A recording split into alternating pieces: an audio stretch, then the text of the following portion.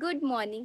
तर आज मी तुमच्याशी एक नवीन रेसिपी शेअर करणार आहे. ती म्हणजे रवा उत्तप्पा, जी माझी काशू आवडीने खाते आणि जेव्हा तिला बरं वगैरे नसतं ना, तेव्हा मोस्टली ती हेच रेसिपी खाते आणि मी तिला ही रेसिपी बनवून देते. सो मीही तिला रेसिपी सकाळच्या वेळेवर किंवा संध्याकाळच्या वेळेवर असं बनवून देते आणि ही रेसिपी खूप कमी इन्ग्रीडियंट्समध्ये बनते आणि क्विकली बनते.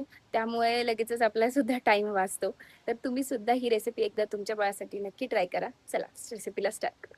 ही रेसिपी बनवायसाठी आपल्याला मेन इन्ग्रेडियंट्स लागेल तो म्हणजेच रवा आणि तो जाड असू दे किंवा पातळ कोणताही चालेल. त्यानंतर मी त्यात 1 चमच दही टाकलं आणि थोडं पाणी टाकून मी भिजवलं आणि 15 ते 20 मिनिटं मी मुरायसाठी ठेवलं. त्यानंतर मी असं काही व्हेजिटेबल्स कट करून घेतले होते, काही किसून घेतले होते. तुमच्याकडे कोणते ग्रीन व्हेजिटेबल्स असेल तेही तुम्ही त्यात ॲड करू शकता आणि मग मी त्यात थोडं थोडं करून असं पाणी टाकून घेतलं आणि पातळ करताना एकदमही पातळ नको किंवा एकदमही जाड नको. मग मी पॅनला थोडंसं तेल लावून घेतलं आणि हो शिजायला थोडासा वेळ लागतो किंवा शेकायला म्हणा, पण हे खायला खरंच खूप टेस्टी लागतं आणि यम्मी सुद्धा लागतं.